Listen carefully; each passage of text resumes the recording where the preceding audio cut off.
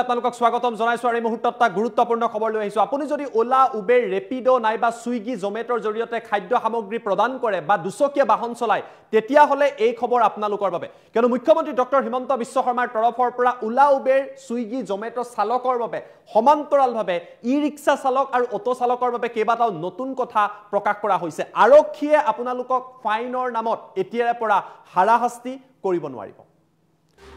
Time at big breaking জনাইছো ডাঙৰ খবৰ সুইগি জমেটো ডেলিভাৰী বয়ৰ বাবে এই মুহূৰ্তত এটা ডাঙৰ খবৰ সুইগি জমেটো যিসকল ডেলিভাৰী বয় আছে তেওঁলোকৰ বাবে ডাঙৰ খবৰ ওলা উবেৰ ৰেপিডো যদি আপুনি চলায় আপোনালোকৰ বাবেও নতুন ঘোষণা আহিছে এটা ভাল ঘোষণা আহিছে এতিয়াৰে পৰা নথি পত্ৰৰ নামত এই লোকসকলক আৰক্ষীয়ে হাৰাশাস্তি কৰিব নোৱাৰিব বিভিন্ন সময়ত এই চালকসকলক হাৰাশাস্তি কৰা হয় একমাত্ৰ হেলমেট নিপিন্ধিলেহে থাকিব জৰিমনা অৰ্থাৎ আপুনি যদি হেলমেট নিপিন্ধে তেতিয়া জৰিমনা বিহিব তাৰ বিপৰীতে যদি আপোনাৰ কাগজ পত্ৰ নাই বা কিবা ৰিনিউ হ'বলৈ থাকি গৈছে এতিয়াৰ পৰা এই কাৰ্য বন্ধ কৰিব এই কাৰ্য বন্ধ কৰিবলৈ চৰকাৰে সিদ্ধান্ত লৈছে কেবিনেটত আৰু এই কথা প্ৰযোজ্য হ'ব আগন্তুক 15 দিনৰ ভিতৰত এছঅপি আহিব আৰু তাৰ পাছত এই নিয়ম প্ৰযোজ্য হ'ব আনহাতে আপুনি যদি ই ৰিক্সা চলায় আপুনি যদি অটো চলায় তেওঁলোকৰ বাবেও কেইবাটাও ডাঙৰ নিয়ম আহিছে অটো চালক ই ৰিক্সা চালকৰ বাবে নিয়ম আহিছে এই সকলকো আৰক্ষীয়ে এতিয়া জৰিমনাৰ নামত ফাইন তোলাৰ নামত হাৰাশাস্তি কৰিব নোৱাৰিব কিদৰে নোৱাৰিব 4 বাৰলৈ যদি এই সকলে আইন ভংগ কৰে তেওঁলোকৰ ক্ষেত্ৰত কোনো ধৰণৰ ফাইন নাই কিন্তু বাৰে বাৰে যদি কৰি থাকে পঞ্চম বাৰ অৰ্থাৎ চতুৰ্থ বাৰলৈকে ফাইন নাই পঞ্চম বাৰত যদি ভুল কৰে তেতিয়াহে জৰিমনা বিহিব পাৰিব কেইবাটাও নতুন নিয়ম লৈ অহা হৈছে মুখ্যমন্ত্ৰী ডক্টৰ হিমন্ত বিশ্ব শৰ্মাৰ তৰফৰ পৰা এই ডাঙৰ ঘোষণা কৰা হৈছে সুইগি জমেটোৰ যিসকল ডেলিভাৰী বয় আছে যিসকলে ওলা চলায় যিসকলে উবেৰ চলায় যিসকলে ৰেপিডো চলায় অৰ্থাৎ বাইক চলায় যিসকলে দুচকীয়া বাহনৰ জৰিয়তে কাম কৰি আছে তেওঁলোকক বিভিন্ন সময়ত আৰক্ষীয়ে ফাইন তোলে কেতিয়াবা পলিউশ্যনৰ নামত কেতিয়াবা ফিটনেছৰ নামত কেতিয়াবা লাইসেন্সৰ নামত তেওঁলোকৰ পৰা যথেষ্ট ফাইন লোৱা হয় আৰু এই সকল খাতি খোৱা যিসকল লোক আছে তেওঁলোকৰ হাৰাশাস্তি হয় হেলমেট পৰিধান কৰাটো বাধ্যতামূলক হেলমেট যদি নিপিন্ধে তেতিয়া কিন্তু আপোনাক ফাইন তোলা হ'ব তাক বাদ দি দুচকীয়া বাহনৰ ক্ষেত্ৰত জৰিমনা বিহিব নোৱাৰিব কেবিনেটৰ তৰফৰ পৰা এই সিদ্ধান্ত লোৱা হৈছে ঠিক একেদৰে অটো ৰিক্সা আৰু সমান্তৰালভাৱে যদি আপুনি চায় অটো ৰিক্সা ই ৰিক্সাৰ ক্ষেত্ৰতো এই সিদ্ধান্ত গ্ৰহণ কৰা হৈছে আমাৰ লগত মুখ্যমন্ত্ৰীৰ মন্তব্য আছে মন্তব্য আপোনালোকক দেখুৱাই লোৱাৰ চেষ্টা কৰিম আমাৰ বিভিন্ন সংবাদ মাধ্যমত সাধাৰণতে এটা অভিযোগ উঠা যায় যে আমাৰ পৰিবহন আৰু ট্ৰেফিকৰ পুলিচসকলে সৰু সৰু অটো ৰিক্সা চালক আদিক ফাইন আদিৰ কাৰণে দিগদাৰি কৰে বা আমনি কৰে তাৰ ফলত দুখীয়া মানুহখিনিৰ কষ্ট হয় আজি কেবিনেটত আমি দুটা সিদ্ধান্ত লৈছো যে বাইকৰ আৰোহীক টু হুইলাৰত এক্সেপ্ট হেলমেট আন কোনো কথাত ফাইন কৰিব নোৱাৰিব অকল হেলমেট নিপিন্ধিলে ফাইন হ'ব বাকি আৰু কাগজ নাই পত্ৰ নাই এইবিলাকত যিটো ফাইন কৰে সেই ফাইনটো আৰু এতিয়াৰ পৰা নকৰিব যদি কাৰোবাৰ কাগজ নাই তেতিয়া তেওঁলোকক নোটিছ দিব তেওঁলোকে কাগজ ঠিক কৰিব কিন্তু ফাইন গভৰ্ণমেণ্টে তাৰ এটা এছঅপি ট্ৰান্সপোৰ্ট ডিপাৰ্টমেণ্টে ৰিলিজ কৰিব দ্বিতীয়তে অটো ৰিক্সা ৰিক্সা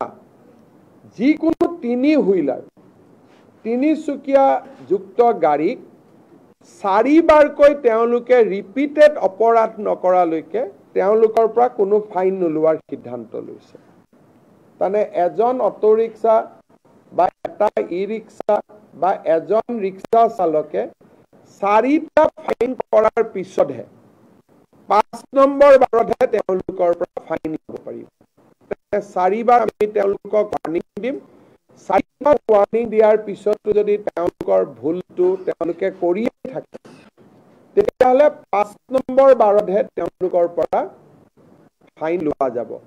আৰু তেনেকে মটৰচাইকেল স্কুটাৰ স্কুটি আদিৰ পৰা এটাতে খালি ফাইন লোৱা যাব হেলমেট নিপিন্ধিলে বাকি আন কথাত আমি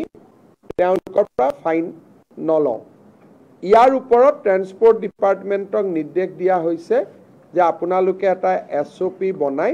অহা 15 দিনৰ ভিতৰত আপোনালোকে প্ৰকাশ কৰক যাতে অটো ৰিক্সা ই ৰিক্সা এওঁলোকে যাতে ফাইন আদিৰ পৰা ৰক্ষা কৰিব খোজে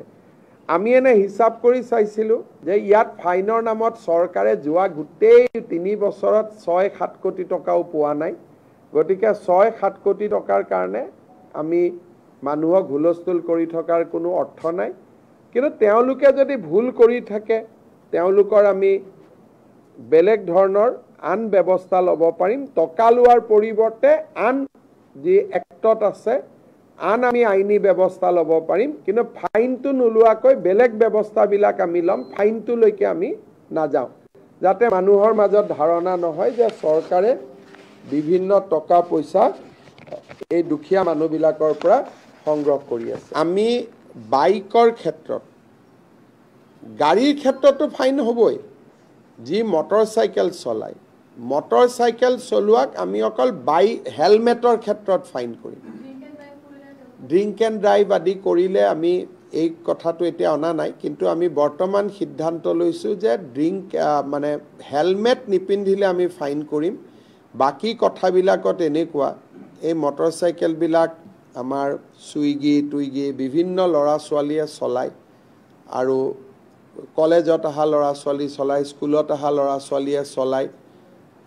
হেলমেটটো নিপিন্ধিলে তেওঁলোকৰ এক্সিডেণ্ট হ'ব তেওঁলোকৰ মৃত্যু হ'ব তেওঁলোকক বচোৱাটো আমাৰ দায়িত্ব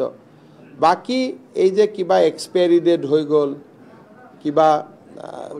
পলিউশ্যন নাই কিবা প্ৰিমিয়াম দিয়া নাই সৰু সৰু কথাৰ কাৰণে যিবিলাক ফাইন কৰে ড্ৰিংক এণ্ড ড্ৰাইভটোতো ফাইন থাকিবই কিন্তু সৰু সৰু কথাৰ কাৰণে যিবিলাক ফাইন কৰে কেতিয়াবা অভিযোগ আহে যে লাইচেন্সখন 2টা দিন পাৰ হৈ গ'ল ক'ৰবাত ৰেজিষ্ট্ৰেশ্যন নম্বৰটো নাই ক'ৰবাত পলিউশ্যন নাই বাকী কথাবিলাকৰ যিটো ফাইন কৰে তাক আমি প্ৰথম ৱাৰ্ণিং দিহে পিছত আমি আইনী ব্যৱস্থা ল'ম ফাইনৰ ব্যৱস্থাক বাদ দি আইনী ব্যৱস্থাবিলাক থাকিব খালি টকাটো নলওঁ বাকী লাইচেন্স কেঞ্চেল অমুক কেঞ্চেল যিবিলাক আইনী ব্যৱস্থা সেইবিলাক থাকিবই খালি ফাইনটো আমি নলওঁ বাকী আইনী ব্যৱস্থা হ'ব ফাইনটো নহয় আইনী ব্যৱস্থা থাকিবই লাইচেন্স কেঞ্চেল হোৱা কিবা হোৱা আইনী ব্যৱস্থাবোৰ থাকিব কিন্তু আপোনালোকে যে চৰকাৰক অভিযোগ কৰি থাকে চৰকাৰে টকা লয় দৰমহা দিব পইচা নাই সেইটো আমি নোহোৱা কৰি দিছোঁ যে আমাক টকা নালাগে আইনী ব্যৱস্থা